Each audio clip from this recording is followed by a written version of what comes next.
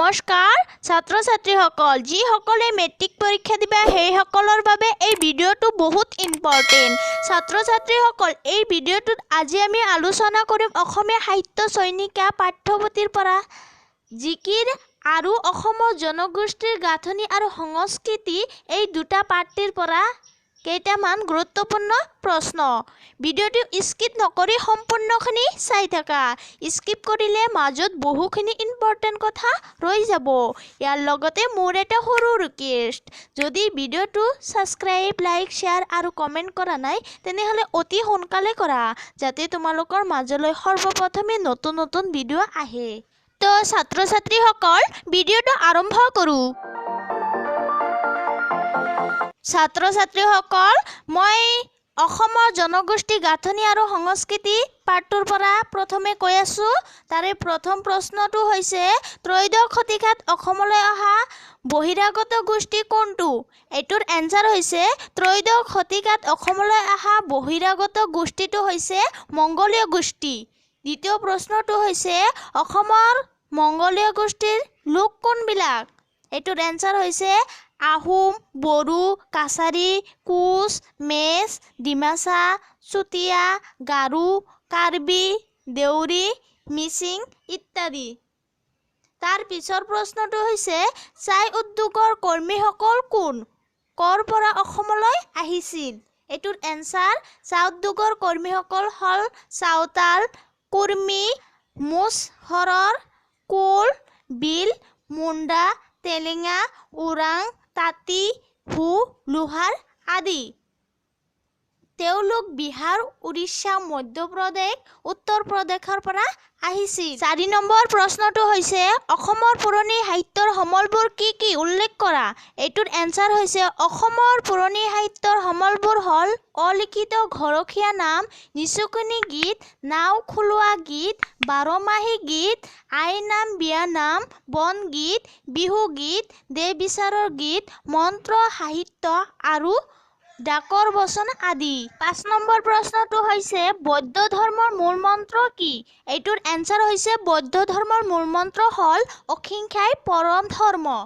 তাৰ পিছৰ প্ৰশ্নটো হৈছে কিহে অসমীয়া জাতিক অধিক কটকটীয়া কৰিলে? এইটোৰ এনচাৰ হৈছে বাৰ্ষিক সংমিশ্ৰণে অসমীয়া জাতিক আৰু সংস্কৃতিক অধিক কটকটীয়া কৰিলে। তাৰ পিছৰ প্ৰশ্ন এনডব্লিউ সন্ধি কেতিয়া আৰু কাৰ কাৰ মাজত হৈছিল? এইটো হৈছিল 1826 চনত মান ৰজা আৰু ব্ৰিটিছৰ মাজত এনডব্লিউ সন্ধি হৈছিল। তাৰ পিছৰ প্ৰশ্নটো হৈছে অসমৰ মংগোলীয় গোষ্ঠীৰ লোক কোনবিলাক? এইটোৰ এনচাৰ হৈছে ত্ৰয়োদশ শতিকাত ফুকং উপত্যকাৰ পৰা আৰু চীন দেশৰ দক্ষিণ পশ্চিম অঞ্চলৰ পৰা যি বহিৰাগত গোষ্ঠীয়ে অসমত স্থিতি লৈছিল তেওঁলোকে মংগোলীয় গোষ্ঠীৰ লোক।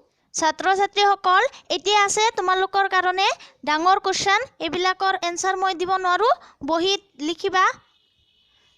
বহুত ইম্পৰ্টেণ্ট কুৱেশ্যন। প্ৰথমটো কৈ আছোঁ অসমৰ পুৰণি সাহিত্যৰ সমলবোৰ কি কি?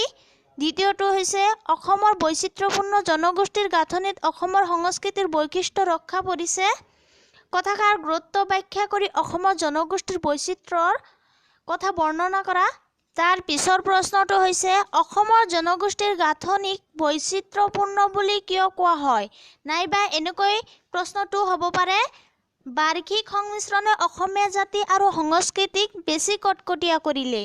বাৰ্ষিক সংমিশ্ৰণে অসমীয়া জাতি আৰু সংস্কৃতিক কেনেদৰে কটকটীয়া কৰিলে আলোচনা কৰা। তাৰ পিছৰ প্ৰশ্নটো হৈছে অসমৰ বৈচিত্ৰ্যপূৰ্ণ জনগোষ্ঠীৰ গাঁথনিতে অসমীয়া সংস্কৃতিৰ বৈশিষ্ট্য ৰক্ষা পৰিছে। কথাষাৰ তাৎপৰ্য মুকলিকৈ বুজাই লিখা। পিছৰ প্ৰশ্নটো হৈছে এটা সংমিশ্ৰিত সংস্কৃতি সম্পূৰ্ণ জাতি, ইয়াক নুই কৰাৰ কোনো যুক্তি তৰ্কৰ অৱকাশ নাই।